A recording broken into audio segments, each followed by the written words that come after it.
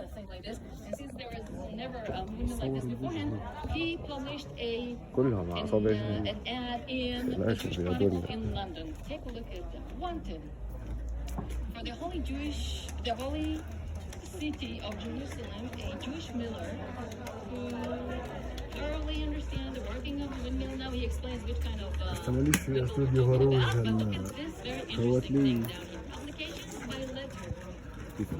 Giving references, respecting ability, moral, and religious character. We want to make sure that the guy who do it is going to be moral and religious. Why religious? I want to remind you that the people in the Jewish community in Jerusalem in the 19th century were all ultra-Orthodox. He needed someone who understands, who can have the same, same language with them, be on the same page. By the way, he did not find anyone who wanted to go to this deserted land in the Middle East and then run a windmill, and therefore he took someone from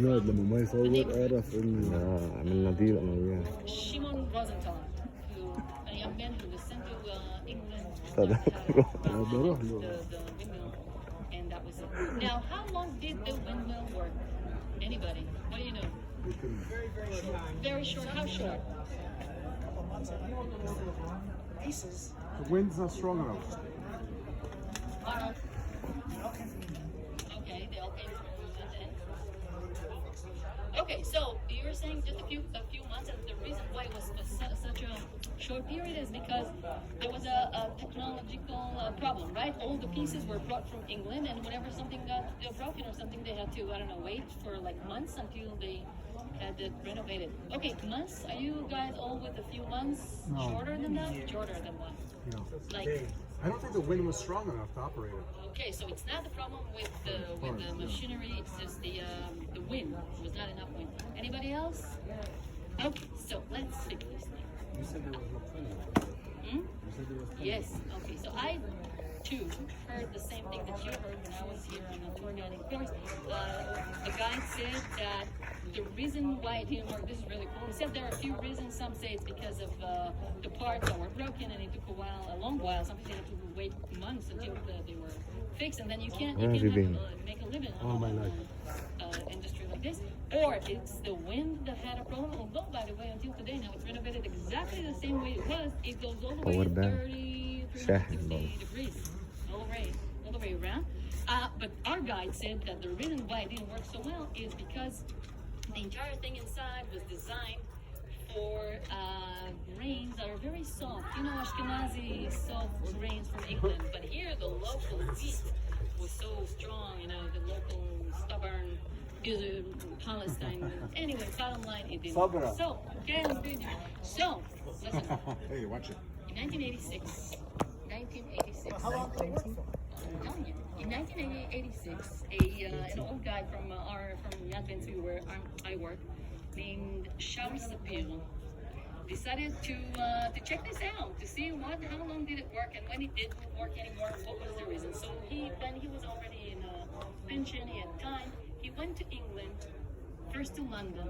He found the archives of Nandi Fury, and then the archive that was written by, that belonged to the family, the Holman family, who built the windmill. And then he went to Kent, where Montefiore lived, where he actually was born, lived, and is buried until these very days in a little city named Ramsgate, which you probably never heard of, where he found more stuff to read about this. And here's what he came up with. He found out, and I know it's hard to believe because we've heard all kinds of things, but let's count on Shaul Sapir, who did such a great research. The windmill worked from 1858 until 1876. 18 years. 18 years of working really good. I mean, the wind was great. We're on the top of the watershed. The reason why it stopped working at the end was, first, because there was a problem with when parts were broken and you had to wait a long time for them to get newer parts from England. But the real reason why it stopped working is because the Germans, the Templars, the neighbors, brought steam machines to the Middle East, which was a new technology. It did cost more money to run it, but then it was the new modern thing. And working this was a very old fashioned, and at a certain point they just stopped waiting for the parts that come from England. So 18 years, this is very impressive. I was wondering where the story, all the rumors that we heard came from. I mean, why do they say that it was so short? I have no idea. 18 years, 76. So And the locals would try to attack it or try to stop it. not at all.